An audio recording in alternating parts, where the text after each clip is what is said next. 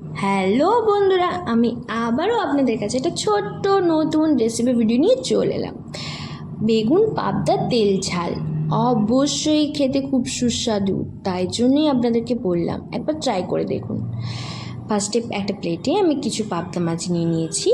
তারপরে সামান্য পরিমাণে নুন অর্থাৎ লবণ দিয়ে দেবার পর আমি দিয়ে দেবো সামান্য পরিমাণে হলুদ গুঁড়ো, তারপর দিয়ে দেবো লঙ্কা গুঁড়োটা আপনারা চাইলে অবশ্যই স্কিপ করতে পারেন, কোনো অসুবিধা নেই।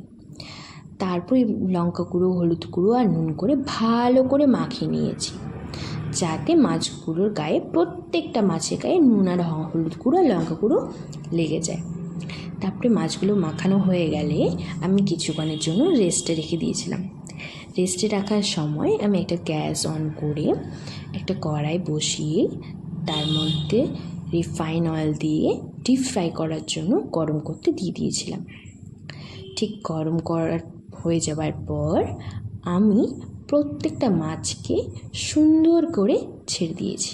আপনারা অবশ্যই একটু খেয়াল রাখবেন, মাছগুলো যখন ভাজতে দেবেন একটু সাবধানে, কারণ এই মাছের প্রত্যেকটা মাছ থেকে তেল ছিটকায়। তাই জন্য এই মাছগুলো ভালো করে লাল করে ভেজে নেবেন। ঠিক আমি যেরকম ভাজছি ওইরকম করে ভাজা হয়ে গেলে মাছগুলো তুলে নেবেন। তুলে নেওয়ার পর আমি সেম প্রসেসে আরও দুটো মাছ ভেজে নিয়েছি। মাছগুলো সেম ভেজে নেওয়ার পর লাল লাল করে ভাজা হয়ে গেলে ওই দুটো মাছও আমি তুলে রেখে দিয়েছি।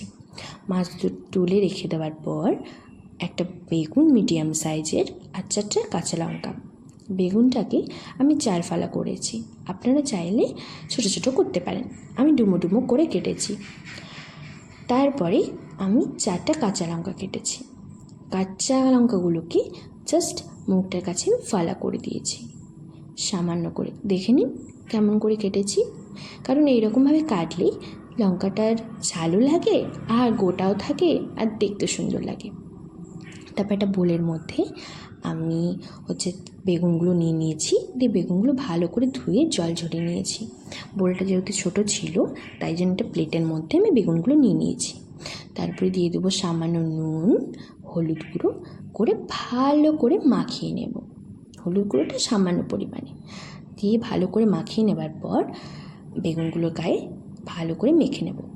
তারপর ওই যে মাছ ভাজার তেলটা ছিল ওই তেলেই গরম করে বেগুনগুলো ভেজে নেব, ভালো করে ভেজে নেব ওলট পালট করে, যাতে বেগুনগুলো লাল করে ভাজা হয়। ভাজা হয়ে গেলে দেখবেন লাল লাল হয়ে গেলে ভাজা হয়ে গেছে। ভাজা হয়ে গেলে সুন্দরভাবে তুলে রেখে দেবো।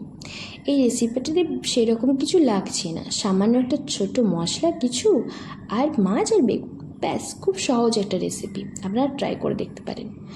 আর মশলা বলতে একটা বোলের মধ্যে আমি কিছু পোস্ত, কিছু পরিমাণ সর্ষে আর 4টা কাঁচা লঙ্কা আর একটু পরিমাণে তিল নিয়েছি, দিয়ে এটা মিক্সিতে কিছুটা পেস্ট করে নিয়েছি শুকনো, তারপরে জল দিয়ে ভালো করে পেস্ট করে নিয়েছি।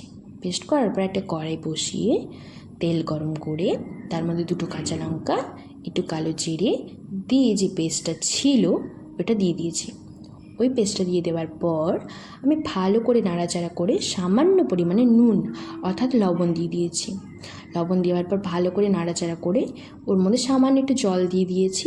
জল দিয়ে ভালো করে কষানো হয়ে গেলে তার মধ্যে দিয়ে দিয়েছি সামান্য পরিমাণে হলুদ দেওয়া হয়ে যাবার পর আমি আবারও নাড়াচাড়া করেছি ভালো করে নাড়াচাড়া করার পর আমি ওর মধ্যে দিয়ে দেবো লঙ্কা গুঁড়ো সামান্য পরিমাণে, ওটা আপনাদের স্বাদ অনুযায়ী দেবেন, ঝাল হলে একটু বেশি দেবেন আর ঝাল না হলে না দিতেও পারেন, কোনো অসুবিধা নেই।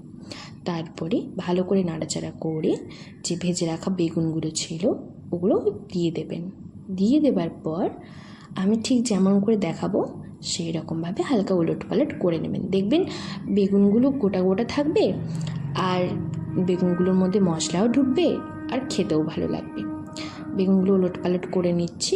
উলট পালট করে নেবার পর সেম প্রসেসে মাছগুলোও আমরা উলট পালট করে নেব।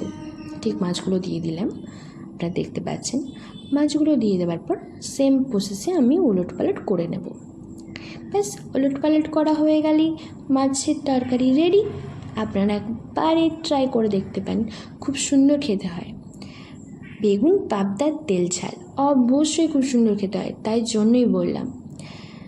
বেগুন পাবদা তেল ঝাল সামান্য উপকরণে দেখলেন রেডি হয়ে গেল, সেরকম কোনো কিছুই লাগছে না, ব্যাস বেগুন, মাছ আর একটুখানি মশলা, সেরকম কোনো মশলাও লাগছে না। আপনারা একবার ট্রাই করে দেখবেন, খুব সুন্দর খেতে হয়, তাই জন্যই আপনাদের বলা। দেখছেন, আর একটা কথা, আমি এর উপরে একটু সামান্য সরষের তেল দিয়েছিলাম, ওটা আমার স্কিপ হয়ে গেছে, তোলা হয়নি, তাই জন্যই বললাম একবার ট্রাই করে দেখবেন, খুব সুন্দর খেতে হয়।